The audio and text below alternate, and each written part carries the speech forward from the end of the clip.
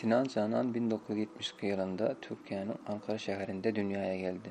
Hacettepe Üniversitesi'nde Biyoloji Fakültesini okudu. Medisine Fakültesi'nde doktorantürasını tamamladı. 2010 yılında fizyoloji alanında doçent buldu. Esas iş tanıştığı meseleler kaos teorisi, öğrenme, zihin ve beyin ulgamları hakkındadır. Yazdığı kitapların içinde en köp okunanı İnsanın Tebii Sağlamları adlı eseridir. 3 ayrı kitaptan ibaret olan eserin 3. kitabında yazar insanın özü ya da başkalar tarafından insana koyulan çeklemeleri geçmenin yollarını bize düşündürüyor. Çünkü insan içindeki biyolojik, sosyal, medeni ve başka çeklerden geçme iç isleği ile yaratılıyor. Bu serketler geçmenin yolu da niyet, gayrat, tagalla, batır gayrık, payhas gözü ve hikmetli fikir etmek bilen durmuşa geçer diyer.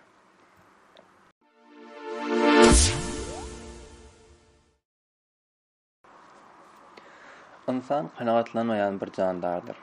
Bu onun yaratılış esasının özenidir.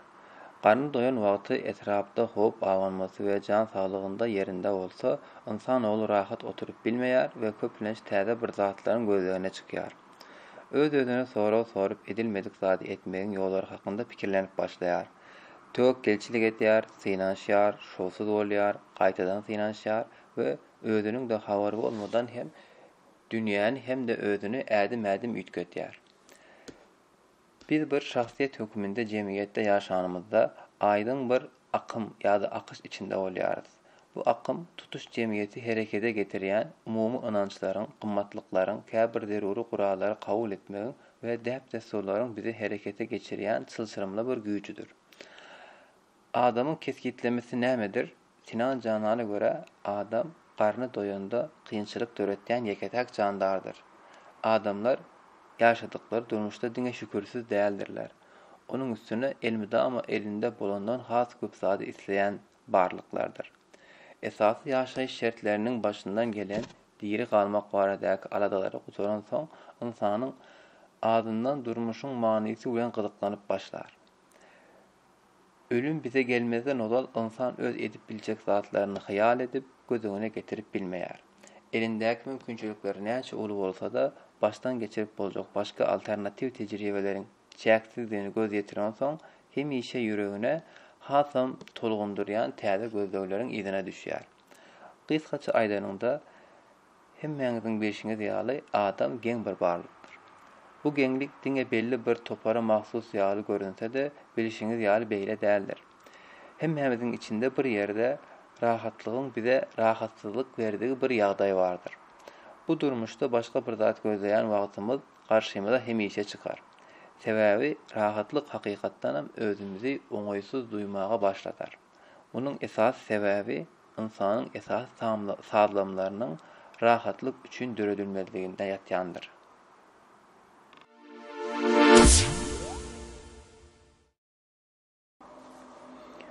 İnsanyň rahatlyk zoolaklary bize tanyş we amatly bir ýer hökmünde garalar. Bu rahat yerden çykmadan öňe gorky meýdandan geçmek gerekir. Eger biz durmuşa rahatlykdan ýüz öwürip batyrgylyk bilen dowam etsek, öňümizde öwreniş we ösüş ugurlary bize garaşýar. Emma ilkinji ädim bu ýerde aýdyşymyz ýaly elmydama aňsat bolmaýar. Sinan Canan'a göre bizim beynimizde dopamin diýilýän syýla ulgam bardyr. Beyinde görýän bu ulgamymyz akyl rahatlygy ulgamynyň esasy dolanjylaryndan biridir. Şu ulgam sebäpli nägileliňize garamazdan durmuşyňyzda köp satlary dowam etdirýärsiňiz. Isleseňiz hem hiç tat edip bolmaýarsaňyz, aýtjak zatlaryňyz hem köpsünde dymýarsyňyz. Eger siz onu bir zat başarmagyna mejbur etmeseňiz, sizi howpsuz ýerde, ýagny konfor alanynda saklar. Durmuş özünün näme bolduğunu tanqik bilmediğimiz sırlı bir güçtür. Biz ähli ösüşlere garamazdan entek bu gücü suratlandırmaktan daştadırız. Nämedir bu durmuş diýip sorasak, Sinan Canan'ın pikiriçe durmuş aslında deňsizlige esaslanýar. Şonuň üçin adamlar hemişe bu deňsizlige garşy deň agaramlylygy gözleýärler. Deň agaramlylygy gözlemek aslında rahatlyk islegimizden gelýär. Sebäbi deň agaramly ýagdaýlarda özümizi has rahat duýarys. Girdeýjiler we çykdaýjylar öňünden keskitlenip kepillendirilen ýagdaýlarynda biz özümizi rahat duýarys. Sinan Canan'a göre adamın şahsiyeti esasan onun adından başlayar. Beýleki aýratynlyklar soň bu ada goşulan zatlardır. Aslında hünärler, şäherler ýa-da güýmenje hökmünde meşgul bolýan işleri adamlardan üňeleşdirilende meniň adym we kimdigim baradaky soraw iň laýyk we iň ýakyn jogap berip bileriz. Ad hökmünde adamyň iň ýakyn ikinji tarapy onuň ynanjydyr. Ady we ynamy jemlenende adamyň özü we şahsiýeti hakda bir pikir ortağa çykýar. Sebäbi ynançlar haýsy ynançlar esaslandyklaryna garamazdan olar insanda ruhu boşluğu ve durmuşdaki mani meselesini çözmek iň täsirli çözgütleridir.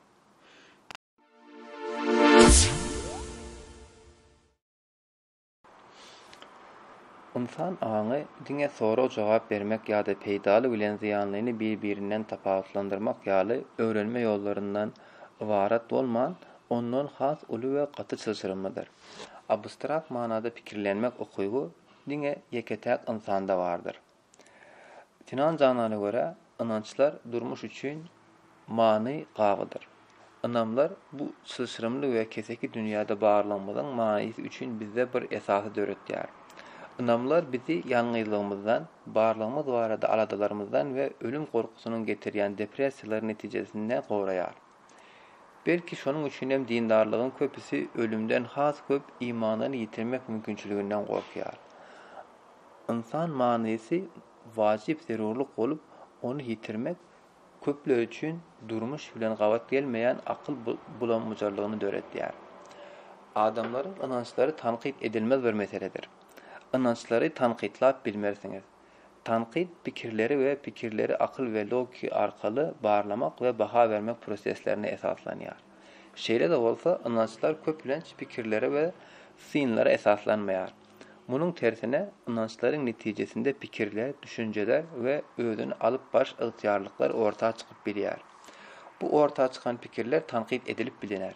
Ýöne ynançyň özü elbetde asla tanqid edilip bilinmez. Bizim ynançlarymyz esasy ýagny başga birileriniň nesilden nesile aktaryp getirmesine esaslanýar. Ynançlaryna çynlakay çemeleşýän adamlar öz ähli ynançlaryny ýygyderli sorak etmek we üstünden işlemek arkaly öz garaýşlaryny we dünýä garaýşlaryny gurmak üçin wagt we güç sarf edýärler. Galan başga ynançlary bolsa gödök, ýalňyş we kem görýärler. Kısaça ynançymyz dini ýa-da dünýäwi bolsun tapawaty ýok, beýnimizde elmydama ören ulu yer edýär.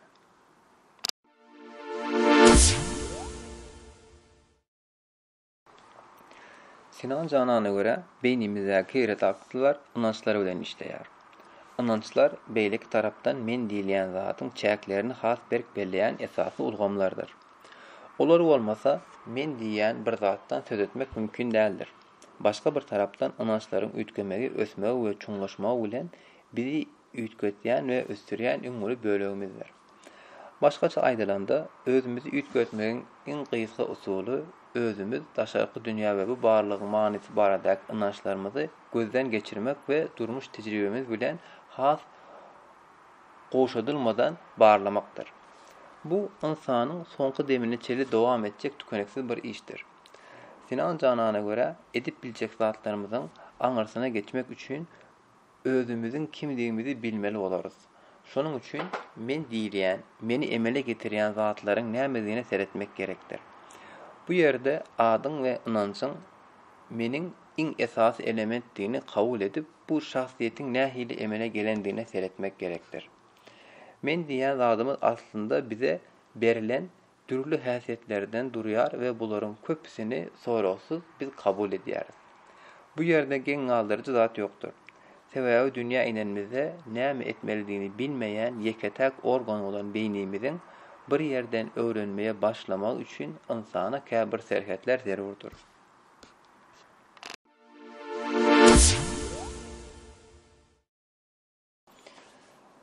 Çalt yetişýän we ýöritölüşdirilen beýni zynjyrlarymyzyň kömegi bilen görmek, eşitmek, tagam, ys almak we ellemek ýaly duýgulary wagtyň geçmegi bilen tapawutlandyryp başlap bilýäris. Bu tapawutlar we araçaklar men diýen şahsiýetimiziň döremegine gaty ullakan yer edýär. Köp adamlar halayan mugallimlerining ilhamy bilen öz etjek hünärini saýlaýarlar. Bunun soňunda köpüýümiziň bir hünäri bolýar. Şeýle şolu we täsirli saýlalardan başga da hünäri saýlamakda iň aýgytly faktorlar maşgala basyşy, ykdysady we ekonomik şertler, moda bolan hünärler ýa-da çağalykdan bäri höwes etdiğimiz bir mesele bolup biler. Sinan Cananyň pikiriçe, maňa goýulan serhetleri we çäklen deňeler giň etmegiň üçin batyrlyk gerek. Ýöne bu batyrlyk hemişe tapyp bilmez. Neticede köpüýümiz köpülenç dünýäni ütgötmek däl-de men duýgusy bilen durmuşy süzüp bize değişlilerini alýarys we bize münasip görmediklerimizi hasaba alman ýerde öz bilişimizi ýaly ýene öz durmuşymyza dowam edýäris. Öz durmuşuna ütköşüklik girýän adamlar her kimin görýän zadyny görüp bilýän, emma hiç kimin pikir etmeýän zadyny pikir edip bilýän adamlardır. Bu insanlar işlerine katı ulu höwes bilen we gözle bilen yerine getirendiğinde gysga wagtyň içinde şol hünärden adatdan daşar görnüşe öwrülmäni başarýarlar. Şol adamlardan soň bu işte başgaça edilmäne başlaýar. Şol adamlaryň barlygy we şahsiýeti bir ýerden soňra şol işiň ýa-da hünäriň hakyky kesgitlemesini hem ütgötüp biler. Sebäbi özüni ütgötmek okuýy bolan adamlar başgalaryň we hatda dünýäniň ýazgydyny hem ütgötüp biljek meziyete eýedirler.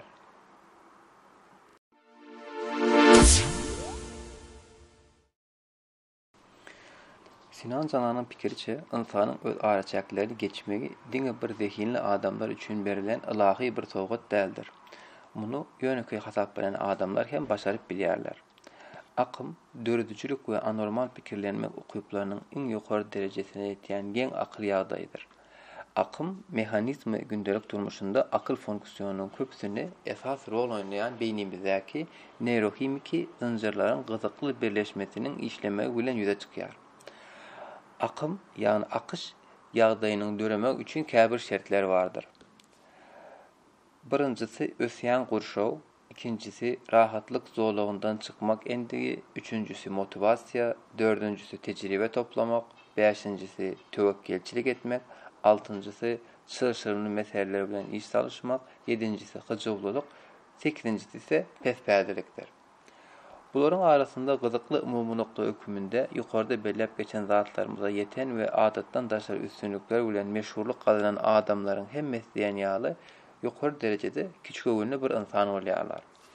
Bizim durmuşta her türlü işler için türlü başarılık tecrübe derecelerimiz vardır. Yine de öňümüzdäki wezipe üçin dürli kynçylyklar döremäne dowam eder.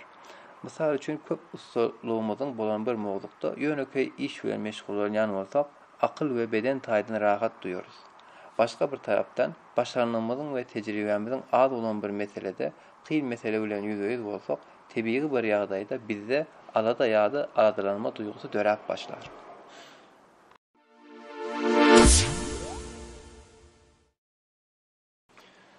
Sinan Cananyna göre akyl hekaýelerin üstü bilen işleýär. Şonuň üçin de many diýen zadymyz objektler dünýäsinden duýgu we tejribemizi aýdyn ortaya çykarýan hikaýelerimizdir. Pikir etmek, ýani adamyň aňyna ulanmasy köp zady ýatda saklamak ýa-da ýat tutmak diýmek däldir. Pikir etmek, öwrenilen tejribemizi manyly hekaýe bilen baglanşdyryp okuýgyna değişli bir zatdyr. Şeýle ajaýyp hikaýeler da esasan biziň ynançlarymyzdan gelip çykýar we başga bir tarapdan da ynançlarymyzy emele getirýär. Sinan Cananyna göre haçan da akyl baglamak güýjüni ýitirende ähli durmuş, ähli baştan geçirmeler, ağrılar, lezzetler ve onun bilen baglanşykly hemme zat manysyny ýitirip biler. Bu beýanda ortaya çykan netije adam ýok etýän zat açlyk ýa-da umytsuzlyk däl-de manysyzlykdyr. Eger bir zadyň manysy bar bolsa, elmydama bir çözgüt bardyr. Adam üçin iň batyrga boyun alma güýji bilemok diýip bilmekdir. Sinan Cananyň pikiriçe, bilmeýän zatlarymyzdan ikirjiňlenmän bilemok diýmegi başarmak gaty gowy häsiýet we gaty az adamda bolan bir häsiýetdir.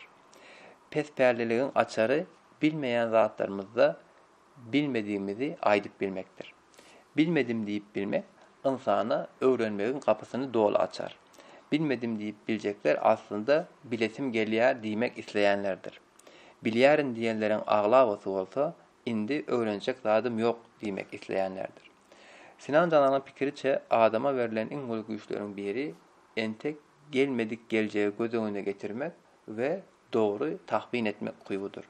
Çünkü bizim arzu hayallarımız men duygumuz bilen yakinden bağlanışıklıdır.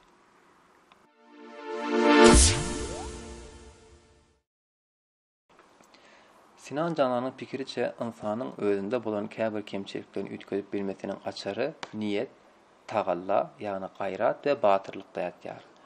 Hemme zat niyet bilen başlar. Ähli ütgöşmelerin, inkılapların ve özgörüşlerin ilkinci tohumu niyettir. Niyet diňe dil bilen edilen bir iş däldir. Bir zat niyet etmek, ruhumuzun o zaty islemegi, bütün barlığımızın o niyetin uğruna gönükdirilmegi ýa-da gönükdirilden soň bunun zerurlugynyň ortaya çykmasy bilen başlar. Niyet bizde köp ýagdaýda zerurlukdan ýüze çykýar we bizdäki käbir ýetmezçiligi doldurmak için gönükdirilýär. Yetmezçilikden habardar bolmak, hakyky we hakyky yetmezçiligi ýüz çykarmak başarnyklygy we ýokary derejede barly bir insan bolmak talep edýär. Özünü dinlemek ve kemçiliklerinin üstünden işlemek mümkünçülüğünü tapıp bilmeyen adam, ömrünü başkalarından öğrendiği sözler bilen ve käbir zatlar ýat tutup diňe olar gaýtalamak bilen ýaşamana mejbur galýar. Sinan Canan'a göre diňe niyet peýdasız ve täsirli däldir. Herekete öwrülmeýän niyet diňe bir arzudur. Niyetin özü aslında bizi hereketlendirici bir güçtür. Peýdasız görünse de synamaga dowam etdirmegiň ady niyet bolup, muny özüne mejbur etdiren netije biz gayrat ýani tagalla diýäris. Sebäbi zähmet ýa-da gayrat bolmasa, köp halatda bir netije alyp bilmeris. Gayratly bolmak edip biljek zadymyzyň çäginden hasam östürýär. Batyrlyk gorkusuz ýagdaýda hereket etmek diýmek däldir. Gorkýandygyma garamazdan bir maksada yetmek kararyna batyrlyk diýilýär. Batyrlyk tejribe bilen ösýän, zähmet bilen güýçlenýän we tejribe bilen aňsatlaşýan ustalykdyr. Batyrlykdan başlanan her bir başlangyç oňuň we täze mümkinçilikler görmäne pursat berýär. Bu batyrgaýlyk bilen görmegiň adyna biz paýhas diýäris. İnsanda paýhaslygyň giňelmegi bilen durmuş we dünýä has gylykly we manyly bir ýere öwrilýär. Sebäbi paýhas gözi bilen görmek başgalaryň görüp bilmeýän baglanşyklaryny we mümkinçiliklerini görüp bilmek manysyna gelýär. Kysgaça insanda batyrlygyň alamatlary paýhas gözi bilen görmegiň üç görüşinde ýüze çykýar. Bular basiret, ferasat we hayratdyr.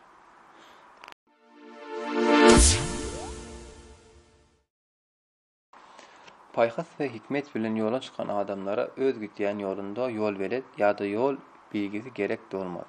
Sebäbi akylly adam özü üçin nämäniň dogry we ýalňyşdygyny tapawatlandyryp bildigi üçin paýhasly adyny alar. Sinan Cananyň 3 kitapdan ibaret bolan Insanyň tebii sazlamlary eseriniň aýtmagyna görä, insanyň gündelik durmuşynda özüne goýan bir näçe çägi we serhedi bardyr. Bular biologik çäkler, geografik çäkler, dil araçakları, menlik araçakları, psikologik çäkler, medeni çäkler, endik we alışkanlyk çäkleri, garanqylyk çäkleri, ilmi çäkler we evolüsiýa çäkleri ýaly kesgitlenip bilinär. İnsan bu çäkleri geçmek ýoly bilen özüni tanap biler. İnsana özünün ýa-da başgalarynyň goýduğu her bir çäkleme aslında insanyň özünden uzaklaşmasydyr. Onun üçin hem dinde, hem felsefede, hem de durmuşda özüňi bilmek en kıyın mesele bolup karşymyza çykýar. Özüňi tanamak en kıyın bilgi, özüň bilen görüşmek en uly söwüş, özüňi ütküdip bilmek en uly batyrga hareketidir. İnsan tebigatynyň sazlamlary eseri bize kysgaça 5 tane maslahat berýär. Birincisi, hereket edin, ikincisi, adyň, üçüncüsü, jemgyýetçilik gatnaşyklarynyň we sosial baglarynyň ähmiýetini goran, dördüncüsü, stres we aladalaryňyzy dolandyryp bilin, beşincisi, özüňize goýulan çäkler bilen galma, göz ýetimiňizi giňeldin.